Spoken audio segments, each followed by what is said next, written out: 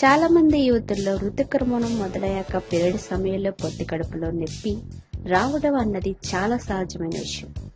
చాలా మంది దీని గురించి ఆందోళన పడతారు. అయితే ఇది చాలా సహజమైన విషయం. ఇలా నొప్పి రావడం చాలా మందిలో కనిపించేది. పీరియడ్స్ రావడానికి 14 రోజుల ముందు అండం విడుదలై ఉంటుంది. అంటే పీరియడ్స్ కు 14 రోజుల ముందు ఓవలేషన్ పీరియడ్స్ అన్నమాట. అది ఫలదీకరణ జరగకపోవడం వల్ల క్షీణించిన అండం రాలిపోవడం పీరియడ్ సమయంలో జరుగుతుంది.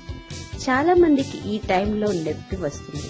ఈ సమయంలో నొప్పి ఉండడం ఎంత ఆరోగ్యకరమైన లక్షణం అంటే, పీరియడ్ సమయంలో నొప్పి లేని యువతుల కంటే పీరియడ్ సమయంలో నొప్పి ఉన్న యువతులకే పెళ్లి తర్వాత గర్భధారణకు అవకాశాలు చాలా ఎక్కువ.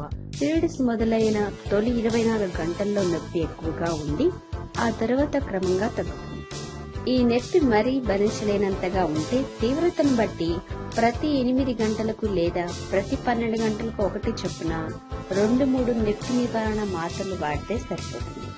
అయితే ఈ నొప్పి 3-4 రోజుల పాటు తగ్గకుండా వస్తున్నా లేదా పెయిన్ కిల్లర్స్ వాడాక కూడా నొప్పి ఏమాత్రం తగ్గకున్నా లేదా పీరియడ్స్ కు మధ్య నొప్పి వస్తున్నా కొంచెం ఆలోచించవలసిన విషయమే. కాబట్టి ఇలా ఉంటే డాక్టర్ను సంప్రదించండి.